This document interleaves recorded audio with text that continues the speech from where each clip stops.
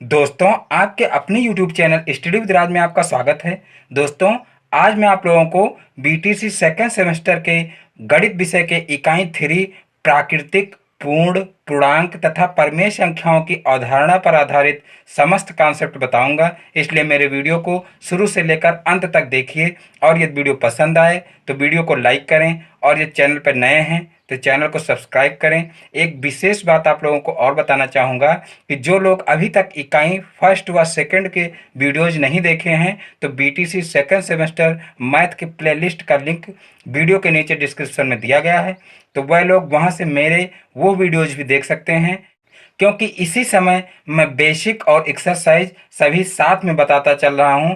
तो इकाई फर्स्ट व सेकंड के 5 या 6 वीडियोज हैं, तो आप लोग वो वीडियोज भी मेरे देख लेना। तो चलिए आज का वीडियो इकाई 3 शुरू करते हैं। तो देखिए, चैप्टर का नाम है प्राकृतिक, पूर्ण, पूर्णांक तथा परिमेय संख्याओं की अवधारणा। तो देखिए, यहाँ पर मैं आप लोगों को प्राकृतिक संख्याएं बताने से पहले मैं आप लोगों को बता दूं कि संख्या किसे कहते हैं या संख्यांक किसे कहते हैं। तो देखिए, सबसे पहले हम बताते हैं आपको कि संख्या किसे कहते हैं। तो देखिए, कितनी वस्तुएं हैं का बोध जिससे होता है उसे क्या कहते हैं? संख्या कहते हैं। कितनी वस्तुएं हैं का बोध जिससे होता है उसे संख्या कहते हैं। और संख्याओं को जिन संकेतों द्वारा व्यक्त किया जाता है उन्हें क्या कहते हैं? उन्हें संख्यांक कहते हैं। यानी कि दोनों में बहुत थोड़ा सा अंतर है। कितनी वस्तुएं हैं का बोध जिससे होता है उसे क्या कहते हैं? संख्या कहते हैं। और संख्याओं को जिन संकेतों द्वारा व्यक्त किया जाता है उन्हें संख्यांक कहते हैं। यानी कि जैसे हम कहें 5, तो 5 क्या है? संख्या है। लेकिन जब 5 को हम यानी कि यहाँ पर जैसे इस तरीके से 5 को लिखेंगे, जैसे यहाँ पर हम इस तरीके से 5 को लिखेंगे तो ये क्या हो जाएगा? संख्या अंक हो जाएगा। और ऐसे जैसे मौखिक हम किसी चीज को या किन्हीं वस्तुओं को गिनेंगे 5, तो वो क्या हो जाएंगी? वो संख्याएं हो जाएंगी। और जिन संकेतों द्वारा लिखा जाता है, यानी कि जैसे हम 5 इस तरीके से लिखे तो इसको क्या बोलते हैं? इसको संख्यांक बोलते हैं। अब बात करते हैं प्राकृतिक संख्याएं। यहाँ पर देखिए हेडिंग पड़ी हुई है, प्राकृतिक संख्याएं किसे कहते हैं। तो देखिए, प्राकृतिक संख्याएं हो जाएंगी गिनने के लिए प्रयुक्त होने वाली संख्याएं प्राकृतिक संख्याएं कहलाती हैं। यानी कि 1 से लेकर के अनंत तक संख्याएं जो होती हैं वो क्या कहलाती हैं? प्राकृतिक संख्याएं कहलाती हैं। देखिए, यहाँ पर जो है इसको n से प्रदर्शित करते हैं, प्राकृतिक संख्याओं को n से प्रदर्शित करते हैं। और ये 1 से शुरू हो करके और ये अनंत तक होती हैं, डॉट डॉट करके फिर जो है अनंत तक इनको प्रदर्शित करते हैं। यानी कि इस रूप में इसको लिखा जा सकता है। और इसको n के द्वारा ही क्यों प्रदर्शित करते हैं? तो देखिए, प्राकृतिक संख्याओं को नेचुरल नंबर इंग्लिश में कहते हैं, तो इसीलिए इसको n से प्रदर्शित करते हैं। प्राकृतिक संख्याओं को इंग्लिश में क्या कहते हैं? Natural number. तो इसीलिए इसको जो है n से प्रदर्शित करते हैं। तो ये 1 से लेकर के अनंत तक संख्याएं होती हैं। और एक खास बात आप लोगों को और याद रखना है कि प्राकृतिक संख्याओं के अंतर्गत 0 नहीं आता है। देखिए, यहाँ पर 0 लिखा भी नहीं गया है, तो प्राकृतिक संख्याओं के अंतर्गत 0 नहीं आता है। यानी कि 0 एक प्राकृतिक संख्या नहीं है। अब देखिए, प्राकृतिक संख्याओं के बारे में कुछ महत्वपूर्ण बातें और जान लेते हैं। देखिए, सबसे पहली महत्वपूर्ण बात है कि किसी प्राकृतिक संख्या में 1 जोड़ने पर प्राप्त संख्या पूर्व संख्या की परवर्ती संख्या कहलाती है। यानी कि जैसे मान लीजिए कोई संख्या है प्राकृतिक संख्या, जैसे 5 ले लीजिए, तो 5 में अगर हम 1 जोड़ेंगे तो 6 आएगा। तो 6 जो है वो 5 का क्या कहलाएगा? परवर्ती संख्या। यानी 5 की परवर्ती संख्या क्या होगी? 6 होगी। तो यहाँ पर पॉइंट पहला क्या है कि किसी संख्या में 1 जोड़ने पर प्राप्त संख्या पूर्व संख्या की परवर्ती संख्या कहलाती है। परवर्ती भी कह सकते हैं और कहीं कहीं पर उत्तरवर्ती भी लिखा मिलता है, तो इसमें आप लोग भ्रमित न होना, परवर्ती या उत्तरवर्ती संख्या कहते हैं। और दूसरा पॉइंट है कि किसी संख्या में 1 घटाने पर, यानी कि कोई भी प्राकृतिक संख्या है और 1 घटाने पर प्राप्त संख्या को पूर्व संख्या की पूर्ववर्ती संख्या कहते हैं। जैसे एक जोड़ने पर उसको क्या कहते हैं, उत्तरवर्ती या परवर्ती संख्या कहते हैं। वैसे ही किसी प्राकृतिक संख्या में एक घटाने पर प्राप्त संख्या को क्या कहते हैं, पूर्ववर्ती संख्या कहते हैं। फिर तीसरा नंबर है कि एक सबसे छोटी प्राकृतिक संख्या है। यहाँ पर हम आप लोगों को देखिए बता भी चुके हैं कि एक जो है वो सबसे छोटी प्राकृतिक संख्या है और सबसे बड़ी प्राकृतिक संख्या ज्ञात नहीं की जा सकती है, क्योंकि वो जो है सबसे बड़ी प्राकृतिक संख्या नहीं लिखी जा सकती है, क्योंकि ये अनंत तक जाती है और अनंत में कोई संख्या हम नहीं लिख सकते हैं। तो सबसे छोटी प्राकृतिक संख्या क्या होती है, एक से होती है, यानी कि प्राकृतिक संख्या एक से प्रारंभ होकर के और अनंत तक जाती हैं। तो एक सबसे छोटी प्राकृतिक संख्या है। ये भी पॉइंट बहुत इंपॉर्टेंट है, आप लोग याद रखना।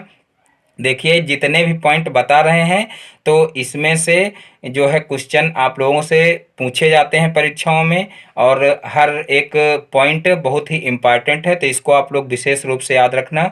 देखिए फिर अगला पॉइंट है कि किसी भी संख्या के दाईं ओर उसकी परवर्ती संख्या तथा बाईं ओर उसकी पूर्ववर्ती संख्या लिखी जाती है या होती है। देखिए जैसे मान लीजिए यहाँ पर 5 लिखा हुआ है, तो इसके देखिए बाईं ओर, यहाँ पर देखिए बाईं ओर क्या होगी, इसकी पूर्ववर्ती संख्या होगी और दाईं ओर इसकी उत्तरवर्ती संख्या होगी। यानी जो 5 है, 5 की उत्तरवर्ती संख्या क्या होगी, 6 होगी, और 5 की पूर्ववर्ती संख्या क्या होगी, 4 होगी। तो यहाँ पर देखिए इसको दो नाम से भी जानते हैं, उत्तरवर्ती और परवर्ती। तो ये आप लोग विशेष रूप से ध्यान रखना। और इसको क्या बोलते हैं, पूर्ववर्ती। तो 5 की पूर्ववर्ती संख्या 4 हो जाएगी और 5 की उत्तरवर्ती संख्या या परवर्ती संख्या क्या हो जाएगी, 6 हो जाएगी। फिर देखिए नेक्स्ट पॉइंट देखते हैं, किसी भी प्राकृतिक संख्या में एक जोड़ने पर अगली प्राकृतिक संख्या प्राप्त होती है। यानी कि जैसे कहा जाए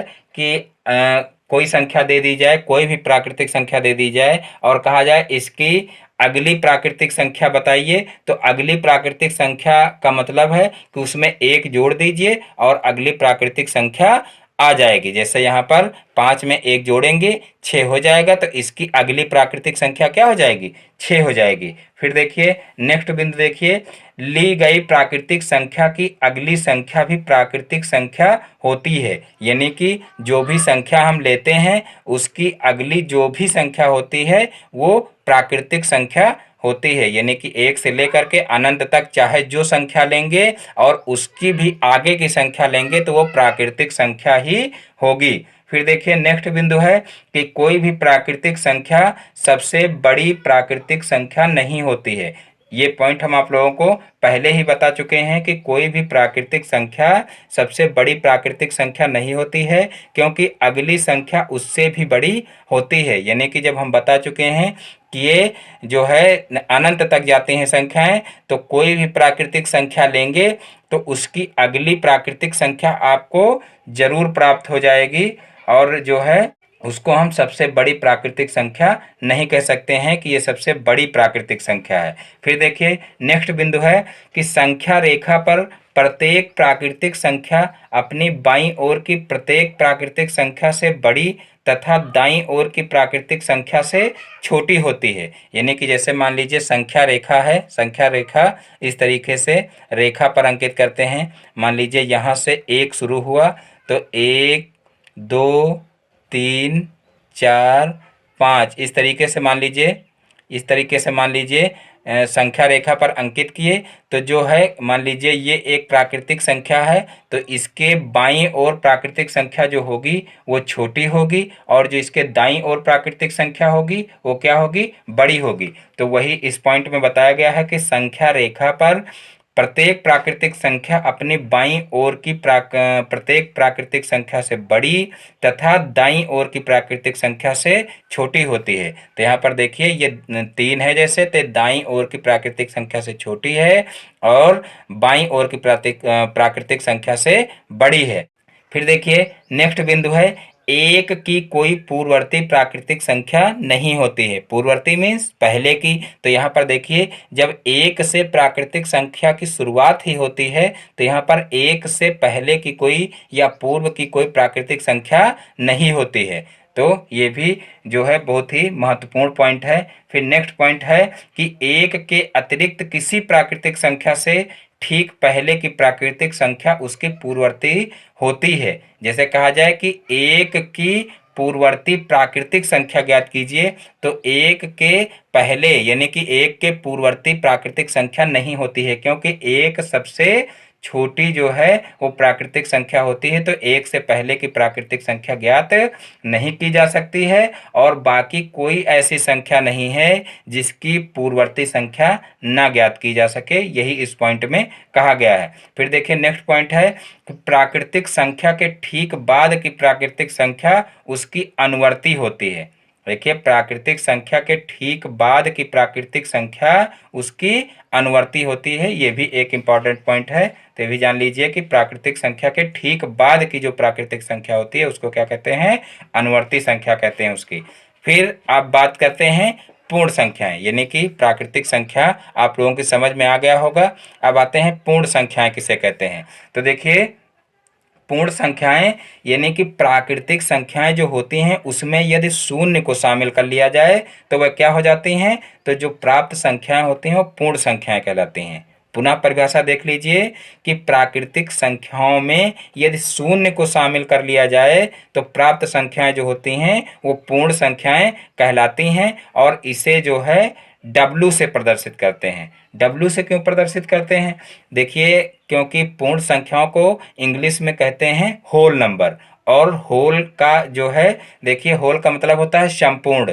तो यहाँ पर होल जो लिखा जाता है वो W से लिखा जाता है, और इसीलिए जो है इसको W से प्रदर्शित करते हैं। तो देखिए यहाँ पर पूर्ण संख्याएं जो होती हैं वो 0 से शुरू होकर के अनंत तक जाती हैं। देखिए अनंत तक जो नेचुरल नंबर है यानी कि प्राकृतिक संख्याएं हैं वो भी जो है अनंत तक जाती हैं, लेकिन ये 1 से शुरुआत होती हैं। और इसमें होल नंबर यानी कि पूर्ण संख्याओं में क्या होता है कि ये 1 से ये 0 से शुरुआत होती हैं और ये अनंत तक जाती हैं। तो इस तरीके से इसको भी प्रदर्शित किया जा सकता है। तो यहाँ पर देखिए इसमें और इसमें जरा सा अंतर है, और वही अंतर केवल आप लोगों को समझ लेना है, और परिभाषा ऑटोमेटिक आप लोगों को याद रहेगी। यानी कि प्राकृतिक संख्याएं 1 से शुरुआत होती हैं और अनंत तक जाती हैं। तो पूर्ण संख्याओं की परिभाषा क्या बनेगी कि जब हम प्राकृतिक संख्याओं में 0 को शामिल कर लेते हैं तो वह क्या हो जाती हैं, वह पूर्ण संख्याएं हो जाती हैं। तो यहाँ पर इसको जो है लिख देंगे कि इसको हम W से प्रदर्शित करते हैं, और इस तरीके से जो है इसको मंझले ब्रैकेट के अंदर लिख देंगे। देखिए अब पूर्ण संख्याओं के बारे में भी कुछ मेन पॉइंट देख लेते हैं। तो देखिए यहाँ पर 0 जो है वो सबसे छोटी पूर्ण संख्या है, यानी कि 0 से छोटी कोई पूर्ण संख्या नहीं लिखी जा सकती है। और एक पॉइंट है कि जो प्राकृतिक संख्याएं जो ये देखिए यहाँ पर प्राकृतिक संख्याएं 1 से शुरुआत होती हैं, तो इससे एक क्वेश्चन बनता है कि क्या सभी प्राकृतिक संख्याएं पूर्ण संख्याएं हैं। तो देखिए ये पॉइंट एकदम सही है, क्योंकि सभी प्राकृतिक संख्याएं पूर्ण संख्याएं हो सकती हैं, क्योंकि ये भी 1 से शुरुआत होती हैं और ये भी देखिए यहाँ पर 1 से जो है अनंत तक ये भी जाती हैं। तो यहाँ पर सभी प्राकृतिक संख्याएं पूर्ण संख्याएं हो सकती हैं।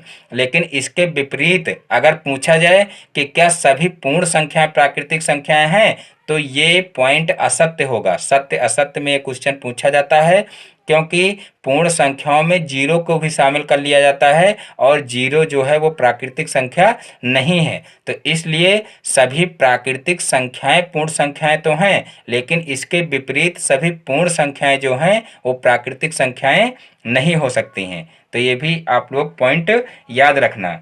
और देखिए एक विशेष पॉइंट ये भी याद रखना कि 0 जो है वो पूर्ण संख्या तो है लेकिन प्राकृतिक संख्या नहीं है, जो आप लोगों को पहले ही बता चुके हैं। तो पॉइंट में ये भी आप लोग नोट कर सकते हैं कि 0 जो है वो पूर्ण संख्या तो है लेकिन प्राकृतिक संख्या नहीं है।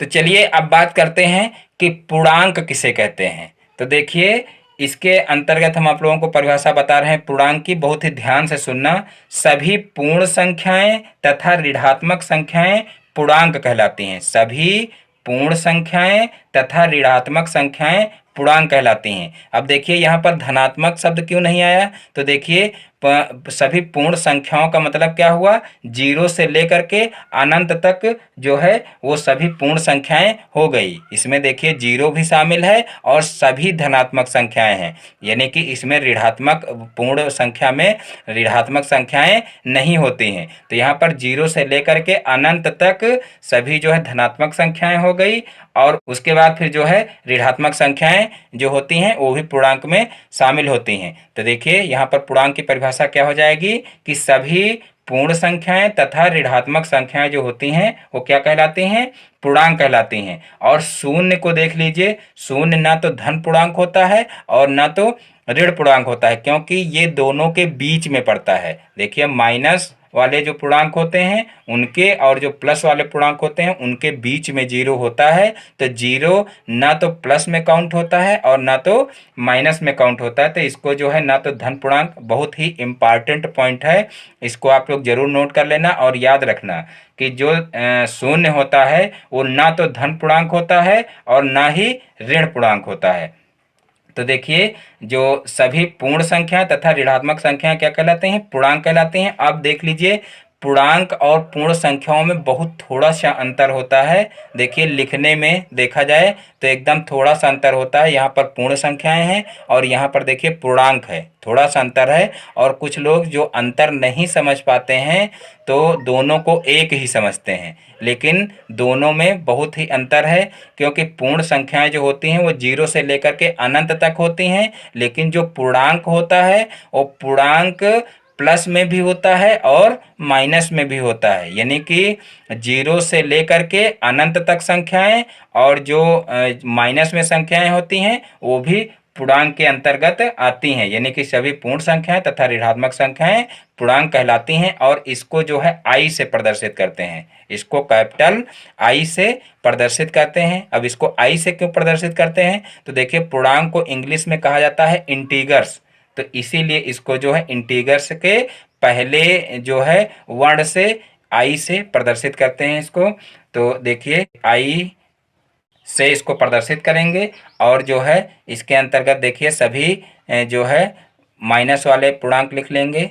माइनस का 3 है, जैसे माइनस का 2 है, माइनस का 1 है, फिर 1 के बाद फिर देखिए जीरो आएगा और फिर जीरो के बाद फिर देखिए कामा लगा लीजिए सब में, और जो है जीरो के बाद फिर देखिए 1 आएगा प्लस का, फिर 2 आएगा, फिर 3 आएगा, इस तरीके से डॉट डॉट, यानी कि दोनों तरफ अनंत तक। यानी कि यहाँ पर माइनस की तरफ भी अनंत तक दिखाएंगे और जो है प्लस की तरफ भी अनंत तक दिखाएंगे, क्योंकि सभी पूर्णांक जो होते हैं वो भी और जो जो माइनस की संख्या यानी कि ऋणात्मक संख्याएं होती हैं वो भी क्या कहलाती हैं, पूर्णांक कहलाती है, और इसे आई से प्रदर्शित करते हैं। तो इस प्रकार से इसको हम समझ सकते हैं।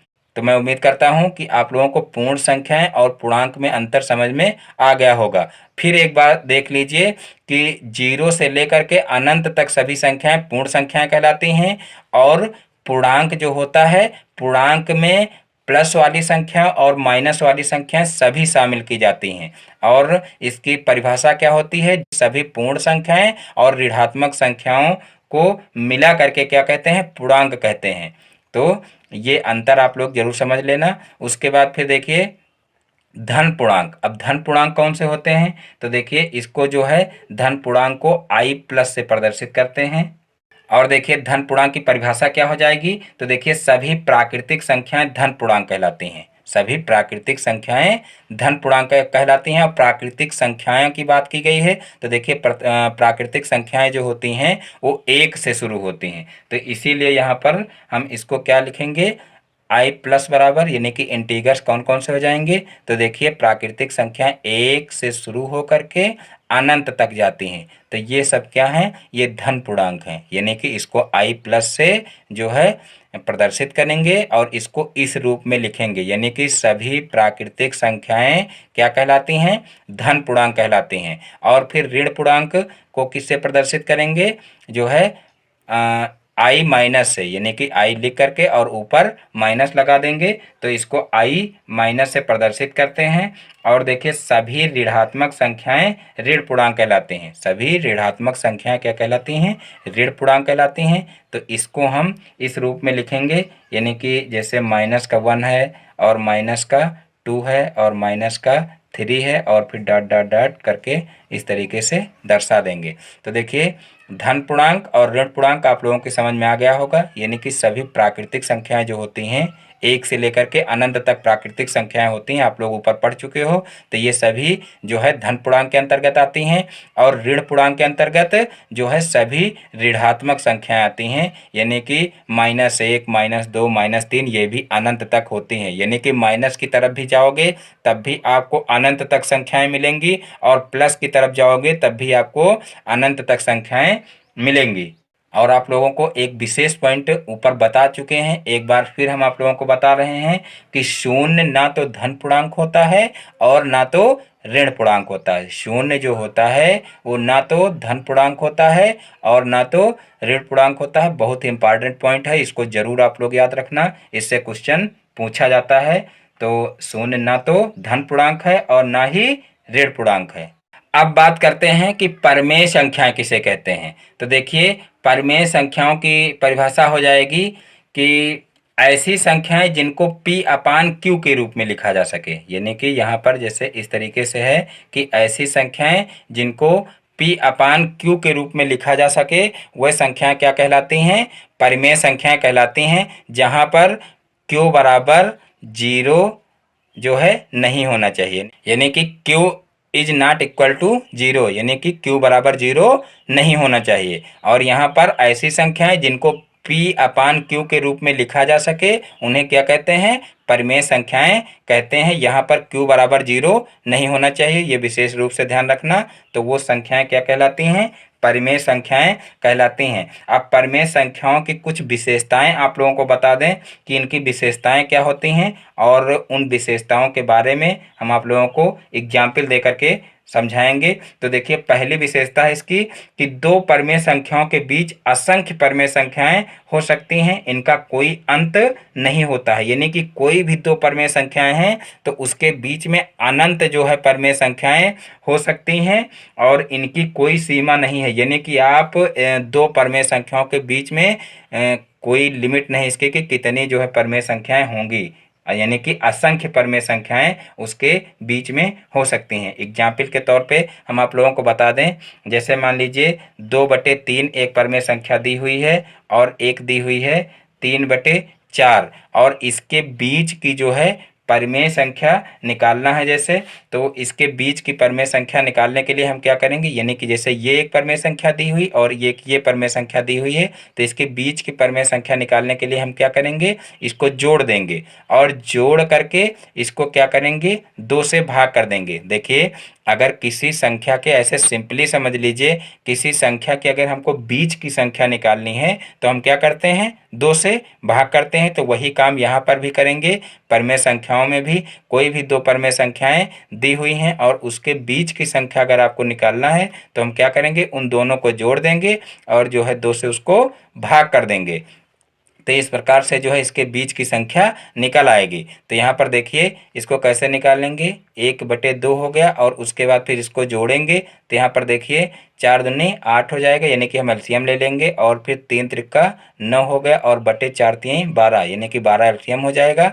और उसके बाद फिर यहाँ पर देखिए 9 और 8 कितना हो गया, 17 हो गया और यहाँ पर 12 दूना 24 हो गया, यानी कि 2/3 और 3/4 के बीच की जो संख्या है वो क्या हो जाएगी, 17/24 हो जाएगी। अब यानी कि इसको हम इस तरह से लिख सकते हैं, यानी कि पहली जो परमेय संख्या है वो क्या होगा, हो जाएगी 2/3 हो जाएगी और उसके बाद इसके बीच की क्या हो जाएगी, यहाँ पर जो बीच की निकाले तो इसको बीच में दर्शाएंगे तो 17/24 हो जाएगी।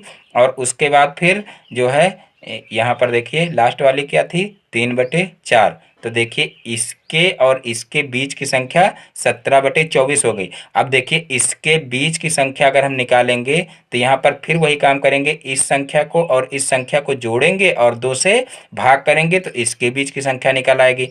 फिर अगर हम इसके और इसके बीच की संख्या निकालना चाहें तो यहाँ पर देखिए इसको जोड़ेंगे और फिर जोड़ करके 2 से भाग करेंगे तो यहाँ पर इसके बीच की संख्या निकल आएगी। फिर अगर इसके और इसके यानी कि जो यहाँ पर निकल करके आएगी बीच में, उसको और इसको जोड़ेंगे, इन दोनों संख्याओं को जोड़ेंगे और 2 से भाग करेंगे तो फिर इसके बीच की संख्या निकलेगी। इसी प्रकार से यहाँ पर जो बीच की संख्या मान लीजिए आप निकालेंगे तो इसके और यानी कि इसको और इसको अगर जोड़ करके और 2 से भाग करेंगे तो इसके बीच की संख्या निकलेगी। कुल मिलाकर के जितनी भी संख्याएं अब निकल रही हैं वो दी हुई संख्याएं यानी कि 2/3 और 3/4 के बीच की ही हैं, यानी कि इसके और इसके बीच की ही हैं। तो यहाँ पर देखिए कि इस तरीके से जोड़ जोड़ करके और 2 से भाग करके बीच की संख्याएं हम निकालते रहेंगे। इसकी कोई सीमा नहीं है, चाहे जितनी कहा जाए उतनी परमेय संख्याएं जो है बीच की निकाली जा सकती हैं। इसलिए जब भी बीच की परमेय संख्याएं निकालने के लिए दिया जाएगा तो उसकी लिमिट जरूर दी जाएगी कि बीच की 2 जो है संख्याएं निकालना है, कि बीच की 3 परमेय संख्याएं निकालना है, कि 5 निकालना है। क्योंकि अगर लिमिट नहीं दी होगी तो हम ऐसे फिर कितनी निकालेंगे, क्योंकि इसकी कोई सीमा नहीं है। फिर देखिए नेक्स्ट पॉइंट है कि 2 परमेय संख्याओं को जोड़ने पर सदैव परमेय संख्या ही प्राप्त होती है। तो ये भी पॉइंट बहुत ही इम्पॉर्टेंट है। मान लीजिए कोई 2 परमेय संख्याएं हैं और उनको अगर हम जोड़ेंगे तो जो अगली संख्या प्राप्त होगी वो जो है परमेय संख्या ही प्राप्त होगी। ये विशेष इम्पॉर्टेंट पॉइंट है। देखिए यहाँ पर मान लीजिए कोई 1/2 ये भी परमेय संख्या है और यहाँ पर मान लीजिए 3/2 ले लिए और इसको अगर हमको क्या करना है, जोड़ना है, तो जो नेक्स्ट हमारी संख्या प्राप्त होगी जोड़ करके तो वो भी एक परमेय संख्या ही होगी। यानी कि यहाँ पर 3 में 1 जोड़ेंगे तो कितना आएगा, 4 आएगा। और यहाँ पर देखिए 2 यहाँ पर हर बराबर है तो यहाँ पर इसको 2 लिख लेंगे, फिर 2 1 कम 2 और 2 दूना 4 और यहाँ पर 2 आ गया। तो इस प्रकार से ये परमेय संख्या हो जाएगी। अब देखिए कुछ जो है स्टूडेंट्स में ये भी भ्रम हो जाता है कि यहाँ पर देखिए P/Q यानी कि बटे के रूप में दिया होता है तभी वो परमेय संख्या होती है और ये 2 परमेय संख्या नहीं होगी। तो हम आप लोगों को बता दें कि यहाँ पर 2 के बटे में 1 लिखा जा सकता है, तो ये भी परमेय संख्या ही मानी जाती है। यानी कि कोई भी पूरी पूरी अगर संख्या होती है, यानी कि कोई भी प्राकृतिक संख्या पूरी पूरी आती है, यानी कि प्राकृतिक संख्याएं जो होती हैं वो 1 से लेकर के अनंत तक होती हैं, तो वो सारी संख्याएं क्या होती हैं, परमेय संख्याएं ही होती हैं। क्योंकि उसके बटे में जो है 1 लिखा जा सकता है। और जो है परमेय संख्याएं कौन सी नहीं होती हैं, जो है पूरी पूरी नहीं होती। जैसे मान लीजिए √3 ले लिया गया और या √2 ले लिया गया, तो मान लीजिए इसका रूट नहीं निकल रहा है, यानी कि इसका वर्गमूल नहीं निकल रहा है, तो वो क्या हो जाएंगी, वो अपरिमेय संख्याएं हो जाएंगी। और जैसे √4 ले लिया गया तो यहाँ पर देखिए √4 जो है यानी कि 4 का वर्गमूल क्या हो जाएगा, 2 हो जाएगा, तो ये एक परमेय संख्या हो जाएगी। लेकिन यहीं पर अगर √3 ले लिया जाए तो ये क्या हो जाएगी, ये अपरिमेय संख्या हो जाएगी क्योंकि इसका रूट नहीं निकलेगा। और देखिए अपरिमेय के अंतर्गत जो है पाई भी आता है और ये जो है अक्सर पूछा जाता है कि पाई क्या है, परमेय संख्या है कि अपरिमेय संख्या है। तो देखिए पाई जो है वो अपरिमेय संख्या है, इसको आप लोग विशेष रूप से समझ लेना।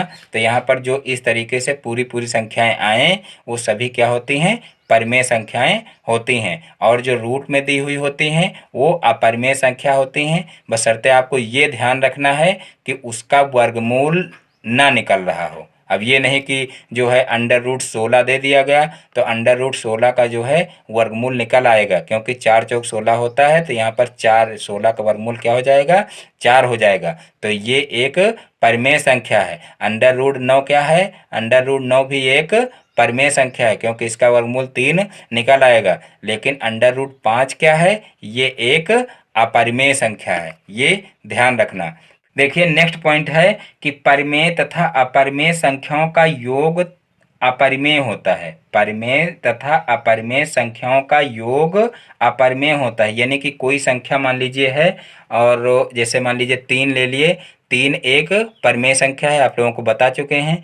तो 3 एक परमेय संख्या है और इसका अगर योग कर दिया जाए किसी अपरिमेय संख्या से, ऊपर देखिए हम बता चुके हैं 5 एक अपरिमेय संख्या है, तो मान लीजिए 5 को इसके साथ में लिख लिया गया, तो ये 3 और 5 का जो योग है यानी कि एक परिमेय और एक अपरिमेय संख्या का जो योग है ये क्या कहलाएगा, तो ये अपरिमेय कहलाएगा। ये एक परिमेय संख्या नहीं होगी, ये विशेष रूप से याद रखना है। यानी कि परिमेय और अपरिमेय संख्या का जो योग होता है वो हमेशा एक अपरिमेय संख्या होता है। इसी तरीके से अगला पॉइंट है कि परिमेय तथा अपरिमेय संख्याओं का गुणनफल अपरिमेय संख्या होता है। यानी कि मान लीजिए इसी को समझ लीजिए, जैसे इस तरीके से लिख लिया गया 3 × 5 सॉरी, तो यहाँ पर 3 × 5 तो ये भी जो है एक अपरिमेय संख्या होगी, ये भी परिमेय संख्या नहीं होगी, क्योंकि इसके साथ में भी रूट है। यानी कि इसको जो है इससे 3 से अलग नहीं किया जा सकता है, यानी कि इसका वर्गमूल नहीं निकल सकता है, या इसको P/Q के रूप में नहीं लिखा जा सकता है। तो ये भी जो है क्या होगी, ये एक अपरिमेय संख्या होगी। और ये भी जो इनका योग है परिमेय और अपरिमेय का, ये भी एक अपरिमेय संख्या ही होगी।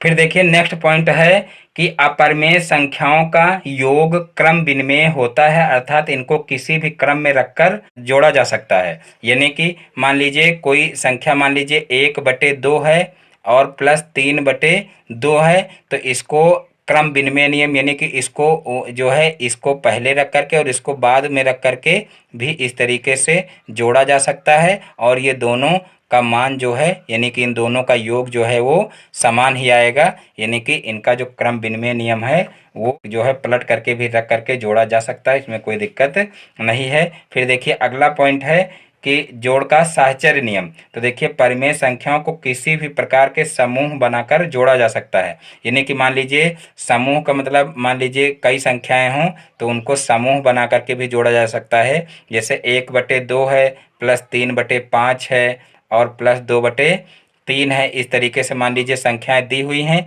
तो मान लीजिए यहाँ पर पहले जो है इनको जो है इसको पहले जोड़ लेते हैं और इसको बाद में, यानी कि जैसे 1/2 प्लस 3/5, यानी कि इन दोनों को साथ में कर लेते हैं, और प्लस 2/3, यानी कि इनको जोड़ करके तब इसको जोड़ते हैं।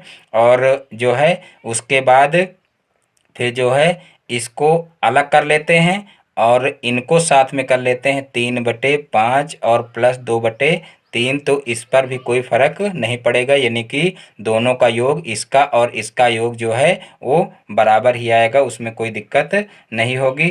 तो जो साहचर्य नियम है वो भी जो है यानी कि इनको समूह बना करके जो है परिमेय संख्याओं को जोड़ा जा सकता है, उससे कोई दिक्कत नहीं होगी।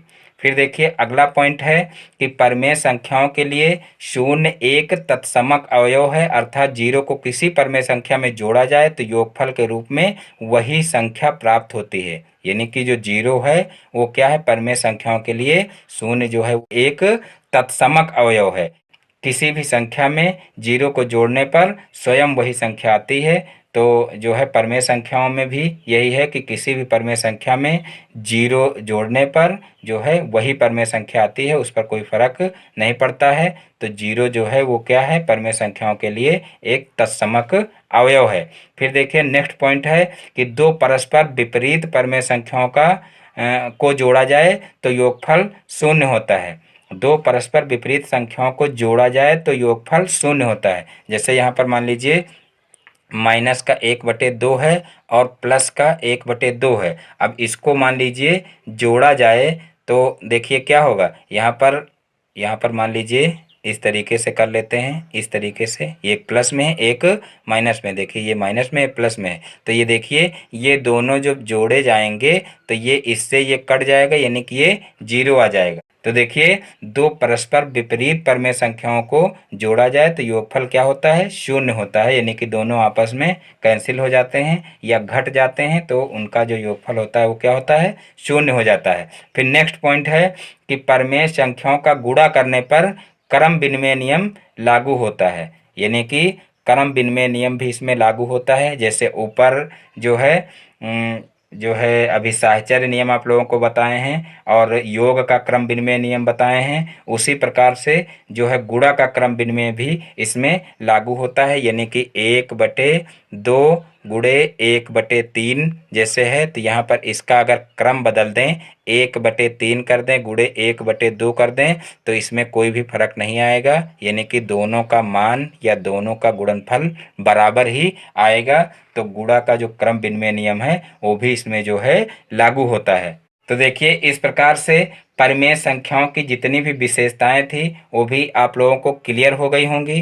तो दोस्तों, यदि हमारा वीडियो पसंद आया हो तो वीडियो को लाइक करें, और इस चैनल पे नए हैं तो चैनल को सब्सक्राइब करें और बेल आइकन को भी प्रेस कर लें, जिससे हमारे आगे आने वाले वीडियो का नोटिफिकेशन आपके मोबाइल पर सबसे पहले पहुंचे। नमस्कार दोस्तों, जय हिंद, जय भारत।